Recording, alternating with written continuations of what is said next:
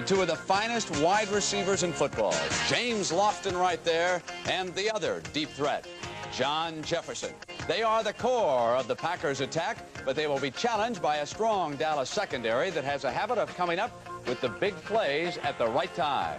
The man who directs the Packer offense is a battered veteran of the NFL wars. Lynn Dickey has finally come into his own as one of the top quarterbacks in the league. I'll be taking a look at Dickey and the Free Spirits who've been on the receiving end of his game-winning passes this season. But in order to make contact with this free spirit, Dickey will need time to set up. And the Doomsday guys are the guys who make the strong cowboy pass rush, are determined to be in his face all afternoon. I'll be looking at that trench warfare in today's game between the Dallas front four and the offensive line of Green Bay, and Phyllis has her Dallas blue on. Just a coincidence, Jimmy. The Dallas Cowboys, of course, have a tradition of great quarterbacks dating back to the early years of their franchise, and Danny White is taking his place in that gallery of heroes. In fact, the big D in Dallas these days is not just the city, but the man, their own favorite Danny boy. Our coverage of the battle for the trip to Washington and next week's championship game begins here, and we've got it all on the NFL Today.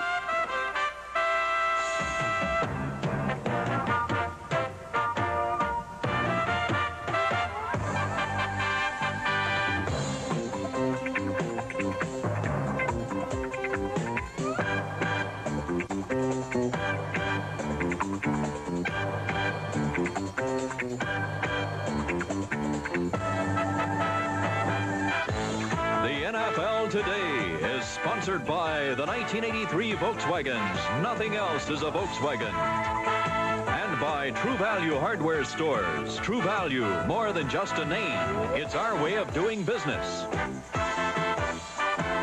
And now, Brent Musburger. Good afternoon, everybody. Welcome to the NFL Today. You know, it is rare when two good friends square off for as much as at stake today. But that is the case with Bart Starr on the left, the head coach of the Green Bay Packers, and of course his Dallas counterpart, Tom Landry. They are the closest of friends, and prior to the start of this game, they met at midfield just a short time ago. They had a long conversation, but they were not exchanging game plans. Meanwhile, if you live by the forward pass, you are destined to die by the forward pass, and that happened today to the San Diego Chargers. Danny Fouts has thrown 5 interceptions. Miami will win and take on the New York Jets next Sunday for the championship of the AFC. 34-13, that pass right there made it 21-0. And it is now over, and Don Shula has gone back to the championship. He will be taking on a New York Jet team that he has beaten twice already this year. And, of course, that is next weekend. Ooh, Jimmy. Ooh. What a game that's going to be. Sure, he did beat him twice this year, but the last one was a barn burner. If you remember, Walt beat him 6 times in a row before that. It's going to be a very physical game. Both teams are very physical. Miami will be a home team favorite and nothing more. I have a question for both of you. With Washington having the home field advantage, do you think they'd fare better against the Packers or the Cowboys? Who's first? Go ahead, you. Well, they'd fare better against Green Bay because they have a better defense and they match up better against Green Bay. They would beat Green Bay easy, where with Dallas, they psych a little bit and they don't seem to play as well against the Cowboys. Now, what about that psychological effect? Gee, I disagree with Jimmy on a couple of levels. I really don't think they'd beat Green Bay easily. I think Green Bay would have a lot for them. But I really think that the Dallas Cowboys would bring out the best in the Washington Redskins. It seems every time I hear Joe Theismann or any of the Redskins, they're saying, we want Dallas. We want Dallas, and they're dead serious. They've done everything this year except beat the Cowboys, right? That's right. Well, the man down in Dallas on the sidelines having all the good times on the road down there. How about that? Irv, what's the situation down there? You know, Brent, the Green Bay Packers are not the same Green Bay Packers we know of old. You have an explosive passing attack, which everybody's aware of. But keep this in mind as well, too. It's about 59 degrees here right now at Texas Stadium, and a fairly warm day. But the Packers have a brand-new practice facility up in Green Bay, which allows them to work out indoors on an artificial surface. They were there all week this week, working at a temperature of 57 degrees. So they're right at home in this ballpark. Of course, they have to beat the Dallas Cowboys. In order to do that, you have to stop their running game, and you start by stopping Tony Dorsett. They hope to try to gang tackle him by having the first guy hit him low. Let's go up to Pat and John. Irv, thank you very much. You know, you talk about all the great athletes in this game on both sides. It's hard to pinpoint one particular point that we think would be the deciding point. What do you think, John? Well, you know what'll probably happen? You know, you talk about the wide receivers are going to throw the ball. Tony Dorsett's going to run. And it'll probably be some backup defensive back, and he'll intercept a pass in the end zone or fall on a fumble, and that's probably be the hero. They'll carry him off the field. Both offensive units, both quarterbacks certainly seem to have a pretty good idea of what they feel that they have to accomplish. We asked both quarterbacks, Lynn Dickey and Danny White, what they feel they have to do. I'd say the major thing that we're going to have to do is get some kind of a running game. If we can keep them off balance with some kind of a running game, keep them in the run-pass threat, then I think we'll be very effective. If we can't do that, we may be in for a long day.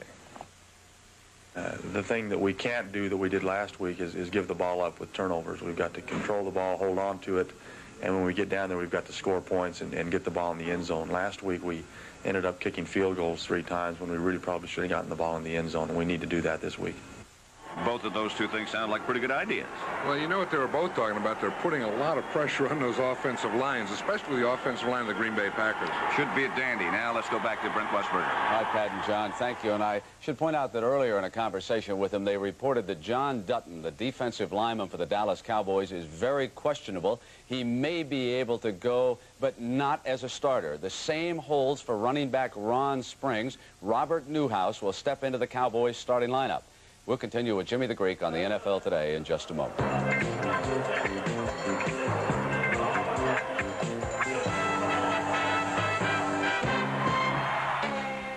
Texas Stadium, where the Dallas Cowboys have lost a couple of times this year to the Pittsburgh Steelers and to the Philadelphia Eagles. But, Jimmy, I'll tell you what, the Packers will have to turn in a great game to beat them there today.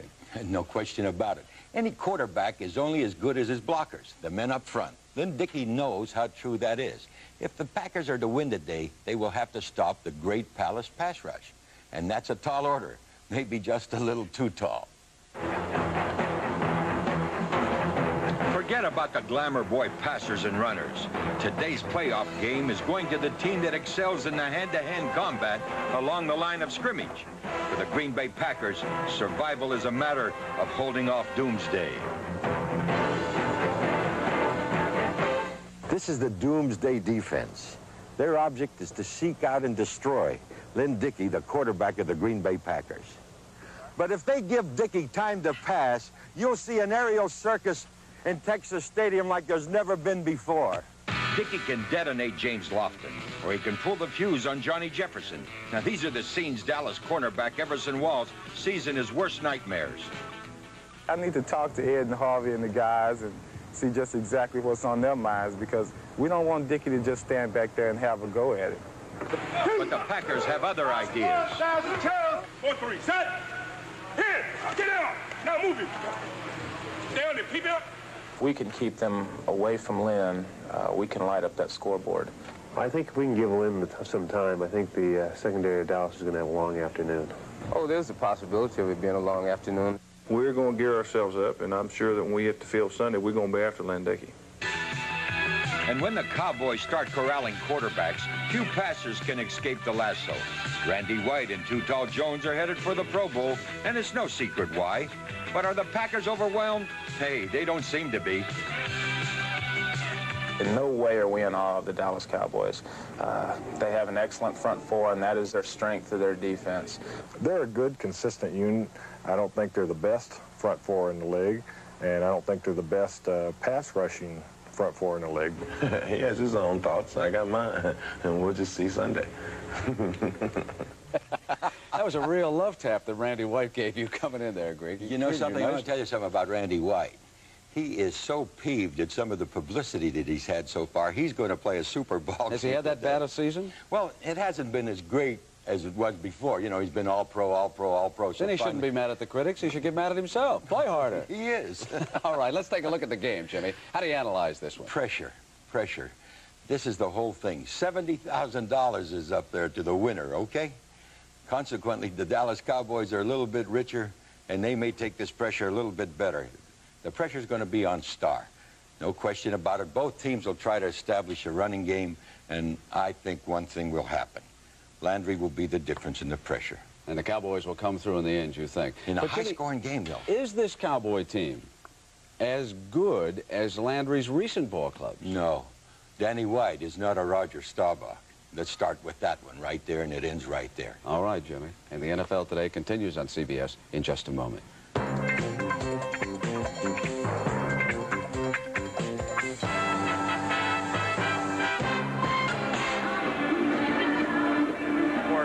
Quarterback, Lynn Dickey's life this season has been a rich and happy feast. Like a kid in a candy store, he has so many goodies to choose from, you can hardly know which one is going to catch his eye. And that's been a real problem for Green Bay's opponents all season. When you think of the Green Bay Packers, you think of the graceful heroics of James Lofton, the exuberance of the irrepressible John Jefferson, and the gutty determination of tight end Paul Kaufman.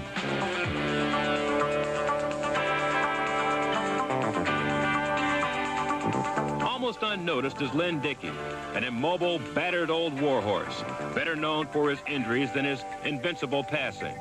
He is the man in command of the Packer offense, and after 12 years in the NFL, he's mellowed a little, but not much. I don't scream and yell as much as I used to because I can't find my cheek pad helmets when I throw my helmet against the bench and the cheek pads go flying 20 yards away and they say, all right, offense, get in there, you know. So I don't do that as much as I used to, but I think I fit more into that category where if somebody is not doing their job, I think it's my job to jump down his throat, and I'm not out there for a popularity contest. It wouldn't be much of a contest, because on the end of a Lynn Dickey pass, you'll generally find one of the most flamboyant receivers in the NFL. One of the wackiest guys is number 82, Paul Kaufman, best known at his Kansas high school for failing his tractor driving test. His tidiness and table manners earned him the nickname Hog. We would just go through the lunch line and pile the food on our trays and just act like a bunch of hogs. And matter of fact, if I could just show you my T-shirt here.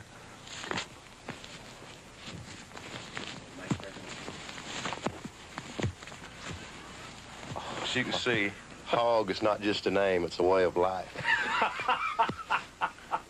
In sleek contrast to the hog and his tractor is number 80, James Lofton, more of the Jaguar type.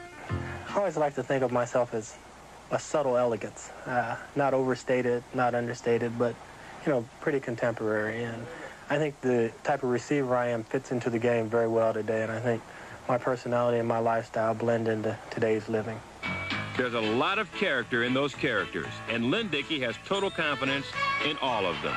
I'm the type of guy who doesn't get caught up in the, oh no, here comes the big pass rush. I block those kind of things out of my mind. I know one of my guys is going to get open. These guys are just intelligent people. They know what life's about. They know how to play the game. They got good football savvy. Dallas-born John Jefferson showed his savvy with 2 scores last week, and he plans a big homecoming today. Are we going to Dallas? I'm coming home. Cowboys, I'm coming home. Expect a high-scoring game. Coach Landy says this is going to be a real shootout, but keep an eye on Doug Cosby, the Cowboys tight end. He should see a lot of action today. Thank you. The NFL Today continues on CBS in just a moment.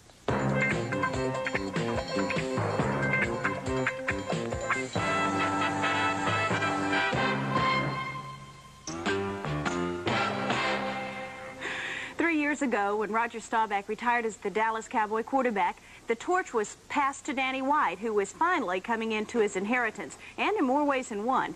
Like other Cowboy quarterbacks, Danny's discovered the payoff on the field can lead to big paydays in other areas. In Dallas, the sports hero in the 60s was an irreverent Don Meredith. It was really a screwed-up looking thing. I didn't even know what to... Yeah, I think they did. I think they missed it because I didn't know what to audible.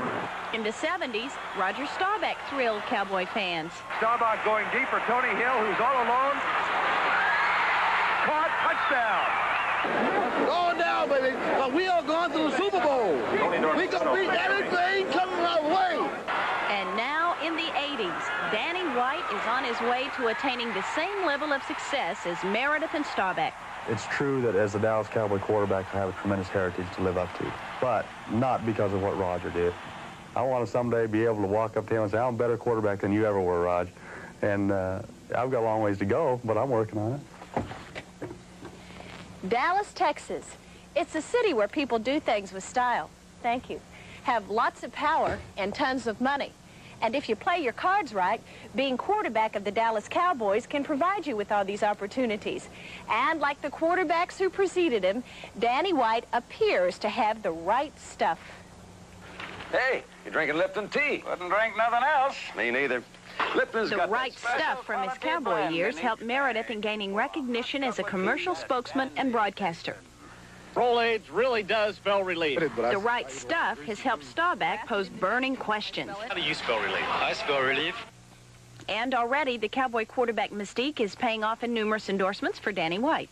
Well, you know, Danny's is what I would call an entrepreneur. There's a difference between an entrepreneur and a capitalist. And you know that an entrepreneur is a person who doesn't have any money, he thinks he does, and a capitalist does. I would call Danny White a capitalist. Isn't there a certain power that goes along with being a Dallas Cowboy? You all are so successful and popular, and that works to your advantage. You know, as the Dallas Cowboys quarterback, you have a lot of opportunities, business-wise. And probably the most important thing I've learned is that nothing in this life is free. On occasion, Danny gets deeply involved in his interest in a boat company and in oil exploration. He succeeded in earning almost as much off the field as on it. Bottom line is, as long as you produce, things are going to be okay. And that's why my priorities are such that I go out and I play football and I do the very best that I can. I'm not going to get rich overnight, but I don't need to get rich overnight. I'm very happy the way things are going financially right now. This year, White's performance has earned him a Pro Bowl selection. But although his financial future is secure, an unfulfilled ambition spurs him on. The quarterback has got to be a take-charge type of player. And through being successful, I think I've come to realize that by golly, I'm a pretty good quarterback, and I've got the ability to take this team to the Super Bowl. Brent, some say as a quarterback that Danny lacks the, excuse me, the charisma of a Staubach or a Meredith, but there's no question that his intensity and his desire is there to win that Super Bowl ring, especially this year more than any other year. The NFL Today will continue on CBS in just a moment.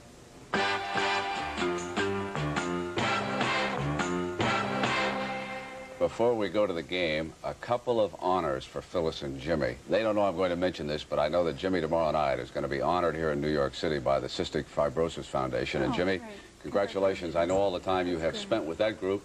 And Phyllis, of course, you are to go to New York here soon, and a late dear friend of mine, Jack Quinlan, he was a great baseball broadcaster, and they have an honor in his name, and of course you have won it for your work last year. Congratulations. You're going to Chicago February 11th, I believe. Hope you can both be there. Nice going, you two. And if we have a great game today, that'll wrap up a tremendous afternoon and a marvelous weekend. It'll be a great game. Okay. Yeah. Coming up next, it'll be the Dallas Cowboys and the Green Bay Packers. I'm Brent Musburger. At halftime, we will take a look at the New York Jets and, of course, their victory out in Los Angeles over the Raiders. And we will also take a look at how the Miami Dolphins have advanced to the AFC Championship by eliminating the San Diego Chargers. And that game wound up just a short time ago. But now sit back because you'll gaze upon Texas Stadium, where along about now the players are being introduced and they are trotting out onto the field. And it is just about kickoff time in Big D. So long, everybody.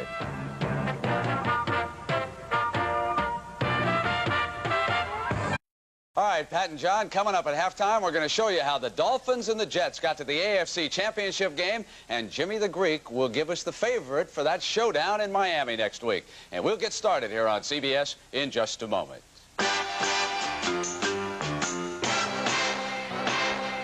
I think all of us hyped a rematch that simply did not live up to its expectations earlier today. The Miami Dolphin defense climbed all over Dan Fouts and the San Diego Chargers, winning easily in the Orange Bowl. Now, the first 5 times the Dolphins handled the ball, they either scored a touchdown or kicked a field goal. Here was their first score. Woodley rolled right, and Nett Moore had 6. And Don Coryell knew his defense was in deep trouble. Woodley here will throw over the middle to Ronnie Lee. And it was 21-0. And Don Shula was extremely pleased. Now, Fouts will come back. Here he goes to Charlie Joyner. 28-yard Charger touchdown. The extra point fails, and it's 24-6, 27-13 at the half. And this the key interception. Fouts was within 2 touchdowns when Glenn Blackwood got one of his pair of interceptions. Then trailing 34-13, Fouts will again be intercepted by Blackwood, killing San Diego's last scoring threat. 5 interceptions for Don Shula and the Miami Dolphins. We've been playing big defense all year long, and it continues to get better. And today was one of the examples of our defense and what its capabilities are. You go against the #1 offense and Fouts and Winslow and Chandler and everybody else, Muncie, and the defense holds them to 2 touchdowns. And it was just an outstanding performance. You're not supposed to sack Fouts, and we sacked them. You're not supposed to intercept Fouts, and we got some big interceptions, some big turnovers. A lot of it was due to the pass rush that we got today, for one, and secondly, because we did such a good job getting jams on people. And when a team plays a deep zone like San Diego does, you have to have just a little bit extra time to be able to read it and find the open receiver. So I'd say that the offensive line play today was probably the difference.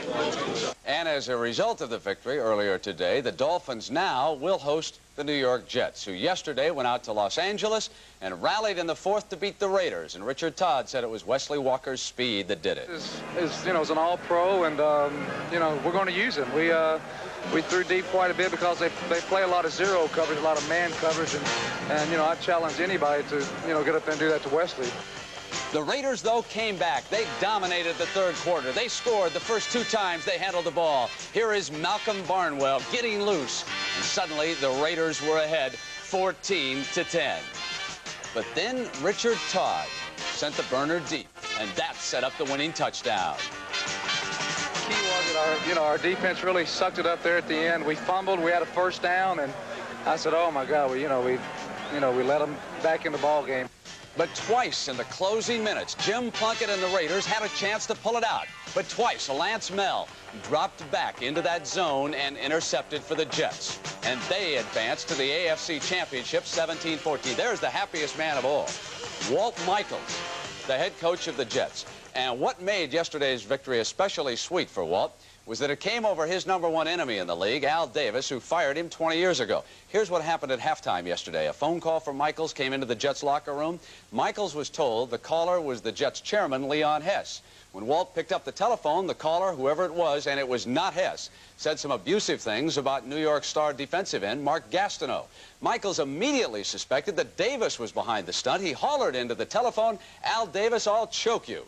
It later turned out that the real culprit was a man who identified himself as the part owner of a bar in Queens. When Davis was told about Michaels' initial reaction to the telephone call, he described the Jet coach as an insecure idiot. Now, Michaels has had a news conference here earlier today, and he said he will have no more comment. But, of course, Walt is not the only one who has accused Davis of dirty tricks over the years. Some coaches have even charged him with bugging locker rooms. My favorite story in that regard is Harlan Savari. Savari was the coach of the Chargers. Al was on the sideline for the Raiders. Al had him down by a couple of touchdowns at the half.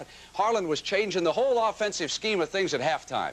And it suddenly dawned on him what might be happening. He looked up at a light bulb in the locker room. And he said, "And damn you, Al Davis, wherever you are listening." So Michaels is not the first. When we come back, Jimmy the Greek will tell us who's favored, Jets and the Dolphins, and we'll do that right after these messages from your local station.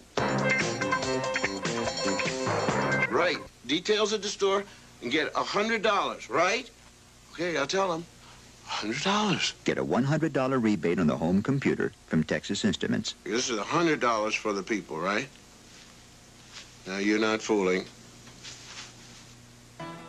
Channel 4, KDFW-TV, Dallas-Fort Worth.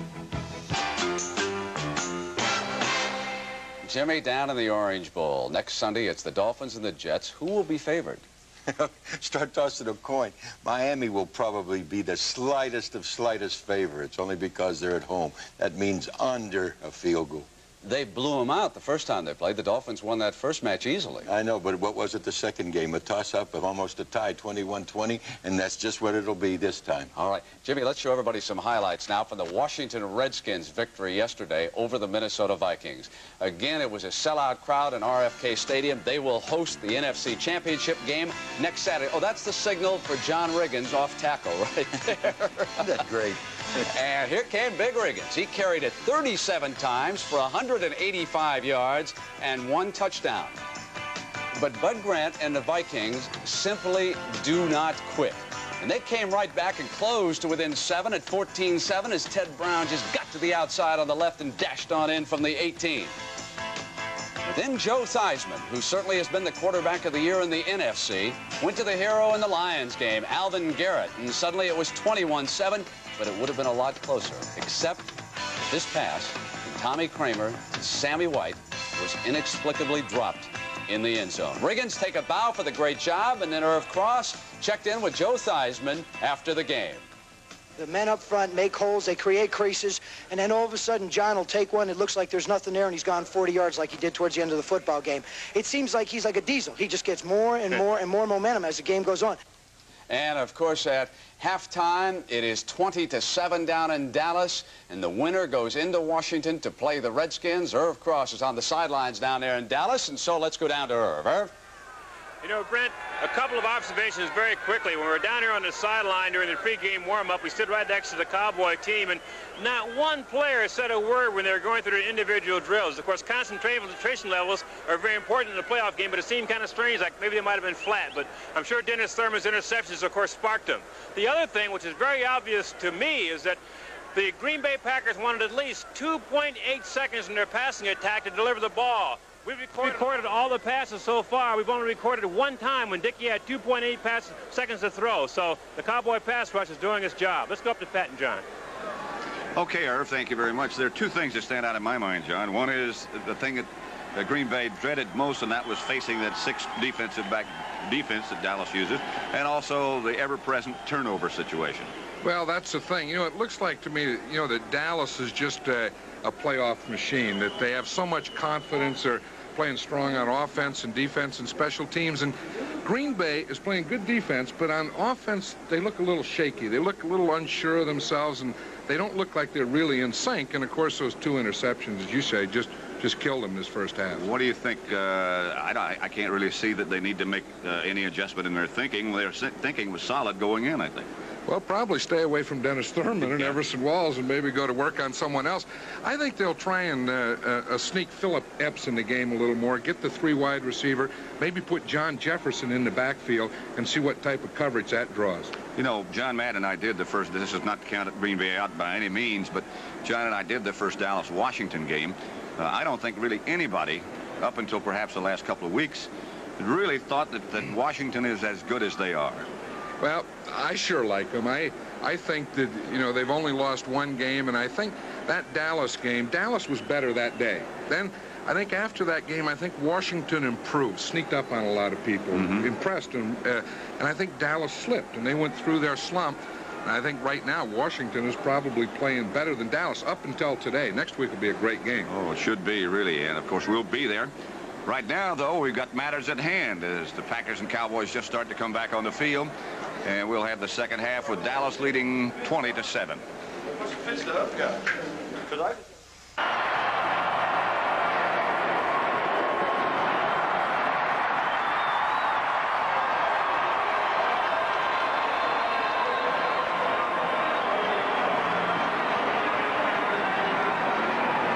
Next, the NFC Championship will be Dallas against Washington. There's no need for any incentive because they really don't care for each other. Irv Cross will be around and have some guests down on the sideline from the winning team. While I have a chance, and you look at Danny White and Tom Landry, gives me a chance to say thank you and say so long for John Madden and for myself, Pat Summerall. So that's the final score as we get closer to Super Bowl time. Dallas 37, Green Bay 26. Right now, let's send you to Brent Musburger in New York. All right, Pat and John, thank you. Dallas, Washington, memories of Clint Longley and George Allen. And Irv Cross will be in that locker room, but I want to remind everybody that coming up next, 60 Minutes. And tonight, it headlines a story that looks at what happened after a New Orleans policeman was killed. That is a story that a federal judge tried to keep off the air, a very important story. That is coming up next, except out on the West Coast. And we will have those interviews with Irv Cross inside the Dallas Cowboys locker room. And also, we'll take you back and show you what has transpired throughout the National Football League on this weekend. And we will continue with the NFL Today in just a moment. playing for the NFC Championship and the right to go back to a Super Bowl. And let's go down now to Irv Cross at Texas Stadium. Irv? Brent, of course, the happiest man in town, Coach Tom Landry. Coach, I guess they're never easy, are they? No, they really aren't, Irv. I think that was a great football game, boy. Anybody saw that game enjoyed it, because I never saw so many big plays. Well, I know prior to the game, you expected a lot of scoring. You know, you have a good defense. The Packers came in with a reasonably good defense. Why did you expect so much ball movement? Well, I just felt like that both sides could move the ball. We know with their receivers, they had to score, you know, and we felt like we could score too, even though two good defenses were out there. And it was a game where there were a lot of errors, but it was really an exciting ball game.